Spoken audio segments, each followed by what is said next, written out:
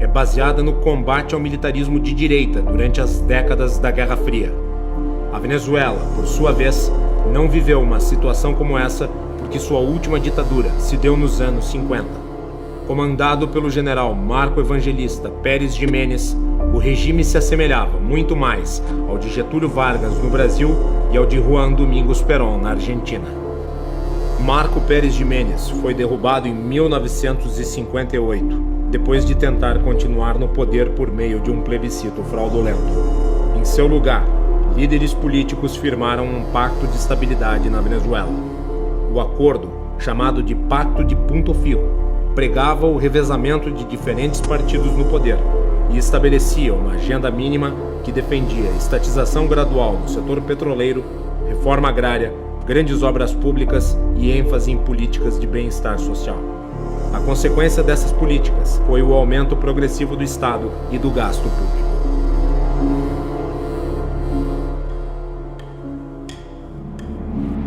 Ao mesmo tempo, grupos terroristas de esquerda, como as Forças Armadas de Libertação Nacional, FARC, abandonaram as armas e passaram a traçar novos planos. Ao invés do combate aberto, as FARC mudaria de nome para Terceiro Caminho e passaria a se infiltrar nas Forças Armadas.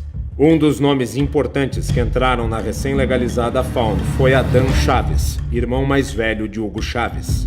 Nessa mesma época, Hugo passou a integrar o exército. Além do parentesco, Adán teria um importante papel na formação ideológica de seu irmão, sendo seu tutor revolucionário.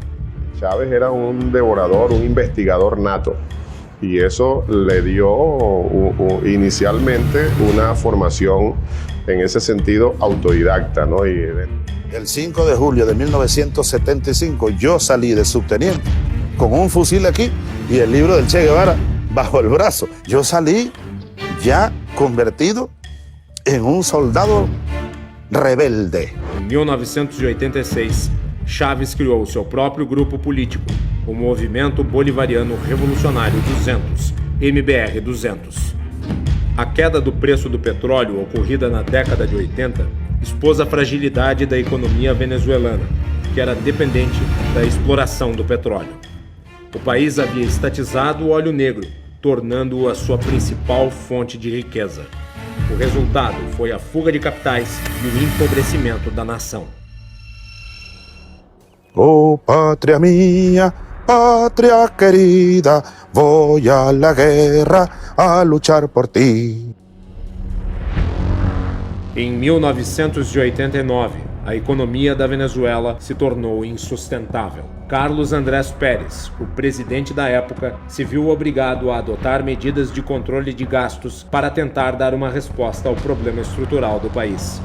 A esquerda radical não aceitou as medidas e grupos como o Terceiro Caminho e o MBR 200, liderado por Chávez, articularam um grande ato público contra o governo.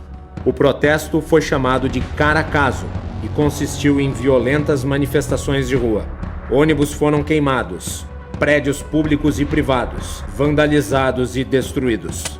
Não restou alternativa ao governo, senão convocar o exército para repor a ordem em um país que estava prestes a convulsionar. A crise serviu de combustível para que Chávez e seus partidários se mobilizassem com o objetivo de usurpar o poder democraticamente constituído. Em 4 de fevereiro de 1992, Chávez entrou em ação. Liderou unidades militares em Caracas com o objetivo de derrubar o governo. Yo, ante el país y ante ustedes, asumo la responsabilidad de este movimiento militar bolivariano. Nosotros acá en Caracas no logramos controlar el poder. Ustedes lo hicieron muy bien por allá, pero ya es tiempo de evitar más derramamiento de sangre, ya es tiempo de reflexionar y vendrán nuevas situaciones y el país tiene que enrumbarse definitivamente hacia un destino mejor. A tentativa de golpe fracassou.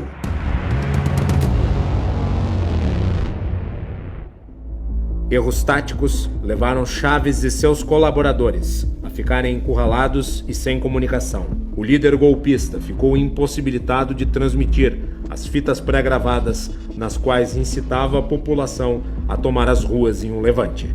Após cumprir 2 anos de prisão por liderar o golpe, Chávez abandonaria a carreira militar e adotaria as novas fórmulas de dominação política prescritas e orientadas pelo Foro de São Paulo. Fundado por Lula e Fidel Castro em 1990, o Foro de São Paulo se tornou a Assembleia Estratégica da Esquerda Latina e tinha entre seus participantes grupos narcoterroristas. Companheiro da direção do Fórum de São Paulo, debitar parte da chegada da esquerda ao poder na América Latina pela existência dessa cosita chamada Fórum de São Paulo. Hugo Chávez fundou em 1997 o Movimento Quinta República, MVR, aliança partidária de esquerda que lhe daria suporte para disputar a presidência. Chávez foi beneficiado pelo descrédito da classe política tradicional e acabou eleito com 56% dos votos. Quando concorreu ao governo da Venezuela, Chávez tentou passar a imagem de democrata. Dicen que no es demócrata. ¿Usted está dispuesto a entregar el poder después de 5 años? Claro que estoy dispuesto a entregarlo, no solamente después de 5 años, yo he dicho que incluso antes, porque nosotros vamos a proponer aquí una reforma constitucional, una transformación del sistema político para tener una democracia verdadera, mucho más auténtica. Si, por ejemplo, yo a los 2 años resulta que soy un fiasco, un fracaso, o cometo un delito, un hecho de corrupción o algo que justifique mi salida del poder antes de los 5 años, yo estaría dispuesto a hacerlo. Ao contrário do que anunciou, uma vez no poder, passa a agir para reformar as instituições vigentes de forma a se consolidar no comando do país. Que sobre esta moribunda Constitución haré cumplir, impulsaré las transformaciones democráticas necesarias para que la República Nueva tenga una carta magna adecuada a los nuevos tiempos. Lo juro. Chávez decretou a realização de um referendo sobre a criação da Assembleia Constituinte. A população abraçou a ideia. A convocação foi aprovada por margem expressiva, mais de 70% dos votos. A Assembleia Constituinte, dominada por partidários de Hugo Chávez, redigiu a nova carta em 100 dias. O país passa a se chamar República Bolivariana da Venezuela. Na eleição da Constituinte, os apoiadores de Chávez conquistaram a maioria dos assentos. Um de seus planos era tornar a Câmara dos Deputados e o Senado em uma única casa.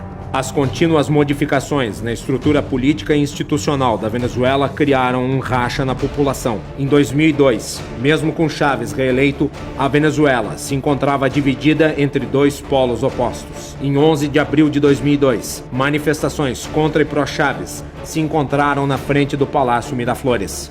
O caos se instalou e autoridades militares, contrárias ao governo, aproveitaram a oportunidade para tentar destituir Chávez. O movimento, desastrado e feito de improviso, acabou sendo derrotado poucos dias depois. Presidente da República de Venezuela, juro ante Deus Todo-Poderoso. Chávez voltou ao poder depois que milhares de seus apoiadores tomaram as ruas do país. Com o argumento de ter sofrido um golpe, Chávez acentuou o radicalismo de suas ações e de seu regime. Responsabilizou os Estados Unidos e elegeu os membros da oposição e veículos de imprensa como inimigos. Entre suas ações, fechou a principal emissora do país, a Rádio Caracas Televisión. Se le acaba en marzo la concesión de televisión. Se le acaba en marzo. Também reformou a estrutura da estatal petrolífera PDVSA, demitindo milhares de funcionários que haviam entrado em greve em 2003. Com isso, vinculou o futuro da empresa ao seu projeto de poder. No campo político, reformou a Corte Suprema venezuelana, tornando-a um apêndice do Executivo. Ampliou o número de juízes de 20 para 32. Com indicações de cunho político, foram integrados à Corte 12 novos magistrados, todos eles fiéis bolivarianos. Quando surgiu a empresa Smartmatic, os processos eleitorais venezuelanos se tornaram eletrônicos e passaram a sofrer contestação por parte da oposição. A Venezuela acentuou sua aliança com Cuba e procurou aproximar-se da política do Oriente Médio. Os erros estratégicos dos adversários foram determinantes para Chávez aprofundar sua agenda. Partidos de oposição se recusaram a participar do pleito legislativo, acusando a eleição de ser ilegítima e fraudulenta. Seus líderes imaginavam que a ausência serviria para afastar o povo da votação, mas não foi o que aconteceu. O preço político foi alto. Sem representantes na Assembleia Nacional, os oposicionistas abriram caminho para que os bolivarianos tomassem completamente o legislativo. Em 2006, Hugo Chávez foi reeleito pela terceira vez com 62,9% dos votos. Prometeu criar o socialismo do século XXI. Chávez tinha o objetivo de ficar para sempre no poder. Para isso, modificou a Constituição, que passou a permitir a reeleição ilimitada para o cargo de presidente. Esta Constitución fue elaborada pensando en todos. Esta Constitución recoge el sueño de tener un país donde vivamos en condiciones de igualdad. Na medida em que Chávez acumulava poderes, a economia despencava e empresários e investidores abandonavam a Venezuela. A Venezuela passou a ter contínuas crises de abastecimento. Alimentos e produtos essenciais se tornaram escassos. A insatisfação contaminou a população. Foram organizadas marchas e paralisações. A resposta chavista foi violenta. Mas não foi só a situação da Venezuela que começou a se deteriorar. Ao mesmo tempo, Chávez enfrentava graves problemas de saúde. Em meio a disputas políticas, ele se isolou em Cuba para tratar um câncer. Reeleito pela quarta vez, não conseguiu comparecer à sua própria posse, em virtude do agravamento de sua doença. Hugo Chávez morreu em 5 de março de 2013. Foi substituído no poder por Nicolás Maduro, um de seus principais auxiliares.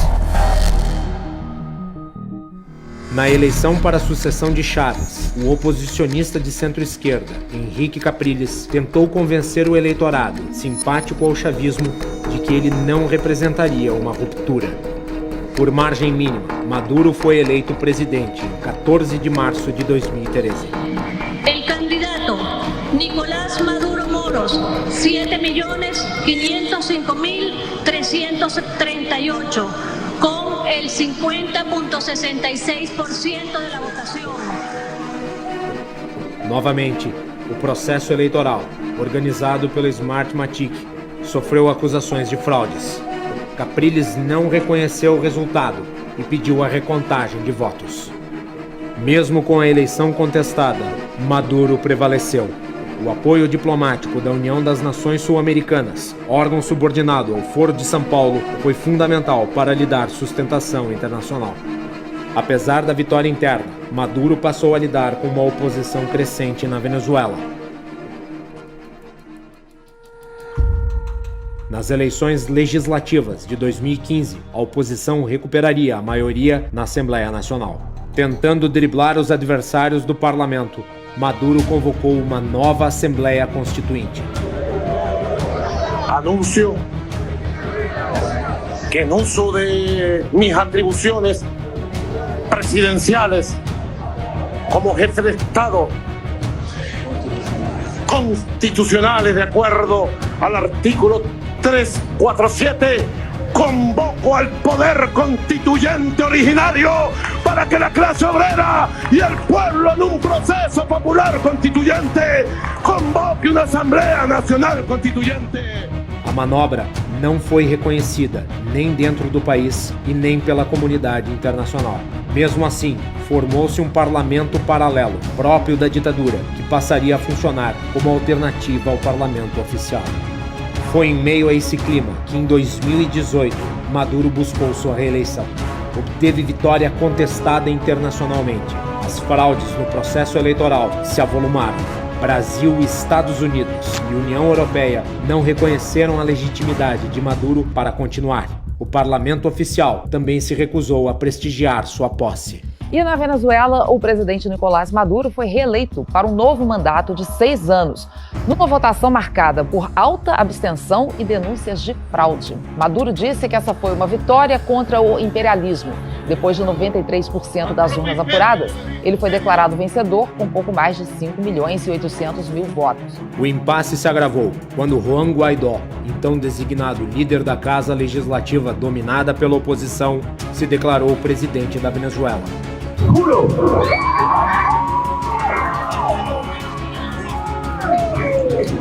asumir formalmente las competencias del Ejecutivo Nacional como el presidente encargado de Venezuela. O mundo se dividiu. China e Rússia apoiaram o antigo regime. Já as nações ocidentais deram seu respaldo ao autoproclamado novo governante. Como a eleição de Maduro se deu por convocação da nova Assembleia Constituinte, controlada pelos chavistas e não pelo parlamento oficial, sua posse foi contestada como ilegal e ilegítima. Sem um presidente reconhecido, era Guaidó, o líder da Assembleia Nacional Constitucional, quem deveria assumir o governo interinamente. O processo de socialização da economia devastou a Venezuela, produzindo uma crise social sem precedentes. O desabastecimento frequente, já na época de Chávez, se aprofundou. Sem emprego e sem comida, parte da população iniciou um verdadeiro êxodo, fugindo para os países vizinhos. No âmbito interno, com o objetivo de esmagar os críticos, Maduro redobrou a repressão.